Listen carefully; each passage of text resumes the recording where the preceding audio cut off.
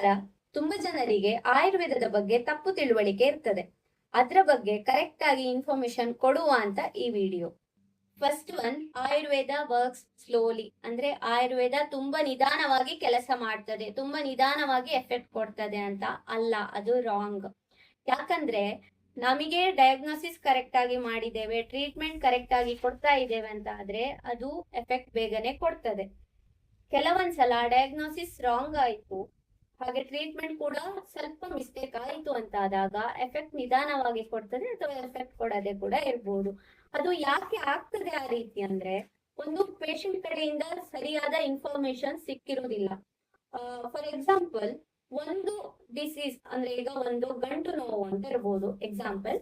ಆ ಗಂಟು ನೋವಲ್ಲಿ ರೀಸನ್ಸ್ ಎರಡು ರೀತಿ ಇರ್ಬೋದು. ಒಂದು ಏನಾದ್ರೂ ಡೆಫಿಷಿಯನ್ಸಿಯಿಂದ, ಕ್ಯಾಲ್ಸಿಯಂ ಡೆಫಿಷಿಯನ್ಸಿ, ವಿಟಮಿನ್ ಡೆಫಿಷಿಯನ್ಸಿ ಆ ತರ. ಇನ್ನೊಂದು ಕಾರಣ ಗ್ಯಾಸ್ಟ್ರಿಕ್ ಐಟಮ್ಸ್ ಅಂದ್ರೆ ಫುಡ್ ಜಾಸ್ತಿ ತಿಂದಿರ್ತಾರೆ, ಫಾರ್ ಎಕ್ಸಾಂಪಲ್ ಬಟಾಟೆ, ಅಲಸಂಡೆ ಕಾಳು ಈ ತರ. ಅದರಿಂದಾಗಿ ವಾತ ಜಾಸ್ತಿ ಆಗಿರ್ತದೆ, ಅದರಿಂದ ನೋವು ಕಾಣಿಸಿಕೊಂಡಿರ್ತದೆ. ಅವರು ಆ ಇನ್ಫಾರ್ಮೇಶನ್ ಕರೆಕ್ಟ್ ಆಗಿ ಕೊಟ್ಟಿರುವುದಿಲ್ಲ. ಊಟ ಏನ್ ತಿಂದ್ರಿ ಅಂತ ಹೇಳಿದ್ರೆ ಮಾಮೂಲಿ ತರಕಾರಿ ಅಂತ ಹೇಳಿರ್ತಾರೆ. ಆ ಇನ್ಫಾರ್ಮೇಶನ್ ಇಂದ ಇರ್ಬೋದು, ಡಾಕ್ಟರಿಗೆ ಕನ್ಫ್ಯೂಷನ್ ಆಗಿ ಅಥವಾ ಡಾಕ್ಟರ್ಗೆ ಕರೆಕ್ಟ್ ಆದ ಇನ್ಫಾರ್ಮೇಶನ್ ಸಿಗದೆ ಅವರು ಡೆಫಿಷಿಯನ್ಸಿಗೆ ಏನಿರ್ತದೆ ಆ ಮೆಡಿಸಿನ್ ಅನ್ನ ಕೊಟ್ಟಿರ್ತಾರೆ. ಅದರಿಂದಾಗಿ ಟ್ರೀಟ್ಮೆಂಟ್ ಕರೆಕ್ಟ್ ಆಗಿ ಆಗಿರುವುದಿಲ್ಲ, ಸೊ ಎಫೆಕ್ಟ್ ಡಿಲೇ ಆಗ್ತದೆ. ಹಾಗೆ ಇನ್ನೊಂದೇನಂದ್ರೆ, ಆಯುರ್ವೇದ ಮೆಡಿಸಿನ್ಸ್ಗೆ ಪಥ್ಯ ತುಂಬಾ ಇಂಪಾರ್ಟೆಂಟ್. ಕೆಲವೊಂದು ಟೈಮ್ ಅಲ್ಲಿ ಪೇಷಂಟ್ ಪಥ್ಯವನ್ನ ಕರೆಕ್ಟ್ ಆಗಿ ಫಾಲೋ ಮಾಡುದಿಲ್ಲ, ಫುಲ್ ಅಪಥ್ಯ ಮಾಡ್ತಾರೆ. ಫಾರ್ ಎಕ್ಸಾಂಪಲ್, ನಾನ್ ವೆಜ್ ತಿನ್ಬಾರ್ದು, ಸ್ಪೈಸಿ ಫುಡ್ ತಿನ್ಬಾರ್ದು, ಖಾರ ಮಸಾಲೆ ಇದನ್ನೆಲ್ಲ ಅವಾಯ್ಡ್ ಮಾಡ್ಬೇಕು ಅಂತ ಹೇಳಿರ್ತೇವೆ. ಅದನ್ನ ಕರೆಕ್ಟ್ ಆಗಿ ಅವಾಯ್ಡ್ ಮಾಡುದಿಲ್ಲ. ಈಚೆ ಸೈಡ್ ಇಂದ ಮೆಡಿಸಿನ್ ತಗೊಳ್ತಾರೆ, ಇನ್ನೊಂದ್ ಸೈಡ್ ಇಂದ ಅಪಥ್ಯ ಮಾಡ್ತಾರೆ. ಅವಾಗ ಫುಲ್ ವಿರುದ್ಧ ಆಗಿ ಎಫೆಕ್ಟ್ ಸ್ಲೋ ಆಗ್ತದೆ. ಇನ್ನು ಸೆಕೆಂಡ್ ಒನ್, ಆಯುರ್ವೇದ ಅಂದ್ರೆ ಮನೆ ಮದ್ದು ಮಾತ್ರ. ತುಂಬಾ ಜನ ಹೀಗೆ ಅನ್ಕೊಂಡಿರ್ತಾರೆ, ಆಯುರ್ವೇದದಲ್ಲಿ ಏನಿದೆ, ಹೋಮ್ ರೆಮಿಡೀಸ್ ಅಷ್ಟೇ, ತುಳಸಿ ಕಷಾಯ ಮಾಡಿ ಕುಡಿಯುವುದು ಅದು ಇದು ಅಂತ ಹಾಗೆ ಅನ್ಕೊಂಡಿರ್ತಾರೆ. ಅಲ್ಲ, ಅದ್ರಲ್ಲಿ ಆಯುರ್ವೇದ ಒಂದು ಮೆಡಿಕಲ್ ಸಿಸ್ಟಮ್. ಇದರಲ್ಲಿ ಡಯಟ್ ಇರ್ತದೆ, ಮೆಡಿಸಿನ್ಸ್ ಇರ್ತದೆ, ಟ್ರೀಟ್ಮೆಂಟ್ಸ್ ಇರ್ತದೆ, ಲೈಫ್ ಸ್ಟೈಲ್ ಇನ್ಕ್ಲೂಡ್ ಆಗಿರ್ತದೆ, ಎಲ್ಲಾನು ಸಿಸ್ಟಮ್ ಆಗಿರ್ತದೆ. ಹಾಗೆ ಆಯುರ್ವೇದದಲ್ಲಿ ಮನೆ ಮದ್ದು ಒಂದು ಪಾರ್ಟ್ ಅಷ್ಟೇ. ಅದು ಹೇಗೆ ಅಂದ್ರೆ, ಆಚಾರ್ಯರು ಅವರ ಬುಕ್ಸ್ ಅಂದ್ರೆ ಸಂಹಿತದಲ್ಲಿ ಕೆಲವೊಂದು ಹರ್ಬ್ಸ್ ಅನ್ನ ಮೆನ್ಷನ್ ಮಾಡಿದ್ದಾರೆ. ಇಂತಿಂತ ರೋಗಗಳಿಗೆ ಇಂತಿಂತ ದ್ರವ್ಯಗಳನ್ನ ಉಪಯೋಗ ಮಾಡಬಹುದು ಅಂತ. ಆ ಮೆಡಿಸಿನಲ್ ಹರ್ಬ್ಸ್ ನಮ್ಮ ಮನೆ ಸುತ್ತಮುತ್ತ ಇರುವಂತದ್ದನ್ನ, ನಮಗೆ ಸುಲಭದಲ್ಲಿ ಅವೈಲೇಬಲ್ ಇರುವಂತದ್ದನ್ನ ನಾವು ಈ ತರ ಯೂಸ್ ಮಾಡಬಹುದು ಇಂತಿಂತ ಮೆಡಿಸಿನ್ಗೆ ಅಂತ ಹೋಮ್ ರೆಮಿಡಿ ಆಗಿ ಹೇಳ್ತೇವೆ. ಥರ್ಡ್ ಒನ್, ಆಯುರ್ವೇದ ಮೆಡಿಸಿನ್ಗೆ ಅಡ್ಡ ಪರಿಣಾಮ ಅಂದ್ರೆ ಸೈಡ್ ಎಫೆಕ್ಟ್ ಇಲ್ಲ. ಇದೊಂದು ದೊಡ್ಡ ತಪ್ಪು ತಿಳುವಳಿಕೆ. ಯಾವಾಗ ಮೆಡಿಸಿನ್ ಅನ್ನ ತಪ್ಪಾಗಿ ಉಪಯೋಗ ಮಾಡ್ತೇವೋ ಅವಾಗ ಸೈಡ್ ಎಫೆಕ್ಟ್ ಆಗುದು ಕನ್ಫರ್ಮ್. ಆಯುರ್ವೇದಿಕ್ ಮೆಡಿಸಿನ್ಸ್ ಅಲ್ಲಿ ತುಂಬಾ ಇದೆ, ಹರ್ಬ್ಸ್ ಇದೆ, ರಸೌಷಧಿಗಳಿದೆ, ಭಸ್ಮಗಳಿದೆ. ಇದನ್ನೆಲ್ಲ ಹೇಗೆ ಯೂಸ್ ಮಾಡೋದು ಅಂತ ತಿಳ್ಕೊಂಡು ಕರೆಕ್ಟ್ ಆಗಿ ಯೂಸ್ ಮಾಡ್ಬೇಕು, ಇಲ್ಲದಿದ್ರೆ ಅದರಿಂದ ಸೈಡ್ ಎಫೆಕ್ಟ್ ಆಗ್ತದೆ. ಹಾಗೆ ಇನ್ನೊಂದು, ನಾನು ಸ್ಟಾರ್ಟಿಂಗ್ ಅಲ್ಲೇ ಹೇಳಿದೆ, ಪಥ್ಯ ಕರೆಕ್ಟ್ ಆಗಿ ಮಾಡುದಿಲ್ಲ ಅಂತ.